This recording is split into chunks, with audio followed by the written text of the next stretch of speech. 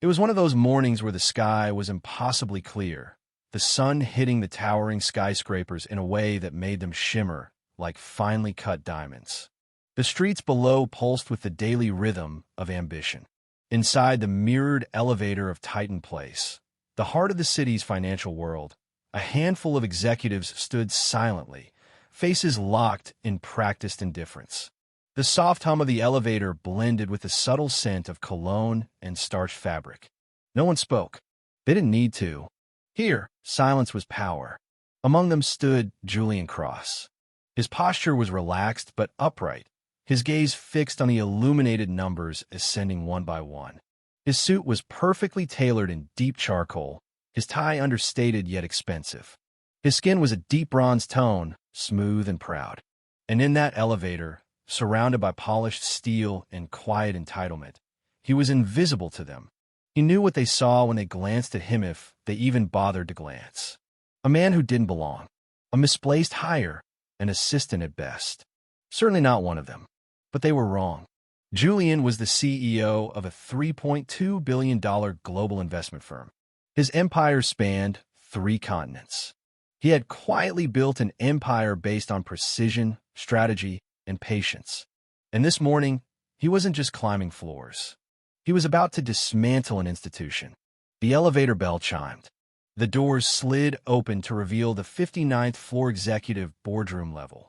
As Julian stepped forward, a man to his left shifted and blocked his path slightly.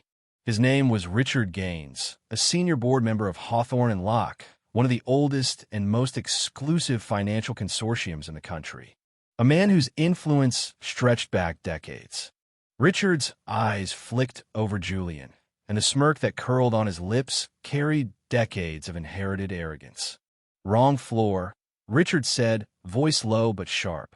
The words landed like stones in water, rippling, pulling at the air. An analyst behind him chuckled awkwardly. Julian didn't flinch. He simply held Richard's gaze with an unreadable calm.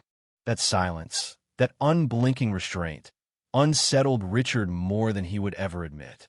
Moments later, Julian walked through the glass doors of the boardroom. The space was sprawling, wrapped in floor-to-ceiling windows with a view that made the rest of the city look like an afterthought. The table gleamed, long and oval, surrounded by men and women who believed they ran the world. When Richard entered a few minutes later, the arrogance still clung to his shoulders. But it faltered the moment he saw Julian seated confidently at the head of the table. A leather binder open in front of him. No one introduced him. He didn't need it. Julian nodded once. Richard's eyes narrowed. "Didn't expect him to make it past security," he muttered to a colleague. But instead of the expected laugh, there was only silence. People were watching Julian now, not Richard. Something had shifted, and Richard felt it. Julian didn't speak immediately. He didn't need to. His presence spoke louder than introductions. The meeting began, the usual updates and strategic briefings, but there was an energy in the Ruma current that moved around Julian, not Richard. When the discussion opened to strategic pivots for international expansion, Richard leaned forward, trying to assert himself. "We've had success for decades, operating as we always have. This sudden appetite for restructuring? It's risky." Julian looked up. His voice was smooth, measured. "Adaptability isn't risk," he said. "It's survival." A few heads turned. Julian continued. "This firm was built for a time that no longer exists. Real leadership today isn't about maintaining appearances. It's about expanding our perspective, understanding the cultures we invest in, and fostering innovation through diversity, not despite it." The room quieted. Richard's jaw tightened.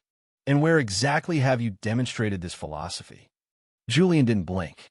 Cross Global has successfully led trade optimization strategies across emerging markets for over a decade.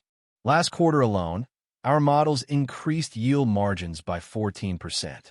We manage over $8 billion in diversified capital assets, spanning 17 nations. There it was delivered without ego, without fire. Just fact. The silence that followed was suffocating. Richard sat back, seething. Julian knew what this was. A reckoning. Not with fists, but facts. Not with noise, but presence. Later that day, At the annual investor summit, Richard had worked behind the scenes to ensure Julian's keynote was scheduled during a less visible afternoon session tucked away, quieter, an attempt to control the spotlight. But the room was packed, standing room only. As Julian stepped onto the stage, dressed in the same gray suit, the lights dimmed and hundreds of eyes turned toward him. He didn't need to raise his voice. Leadership is not about the suit you wear, he began, or the table you sit at. It's about what you build when no one is watching. His words landed like hammer strikes. Direct, unapologetic. Power, he continued, has too long been mistaken for presence. We need leaders who listen, who evolve, and who elevate others, not those who guard their titles like thrones. The applause was thunderous. From the side of the room, Richard stood still, arms crossed, his face stony. He had built his influence carefully. Connections, loyalty, legacy. But now, the gravity in the room pulled away from him. It shifted entirely to Julian Cross. Weeks passed. Rumors swirled. Articles speculated. Analysts debated. Then came the quarterly board meeting. Richard entered the room confidently, greeted old allies with handshakes and confident nods. He didn't know that while he was sleeping soundly the night before, Julian had closed a quiet deal behind the scenes. When Julian stood before the board and announced that Cross Global had acquired 42% of Hawthorne and Locke's holdings through a series of blind shell entities, the room gasped. He was now the firm's largest shareholder. Richard froze. His voice faltered. This is hostile. Julian didn't raise his voice. It's strategic. A vote followed. Unanimous. Julian Cross was named co-chair of the board. Equal power. Equal authority. Richard's grip on the company shattered like thin glass under pressure. The headlines came quickly. Old guard topples as new leadership emerges. Financial titan faces backlash over racial bias allegations. Julian Cross redefines power in America's boardrooms. Richard became the center of controversy.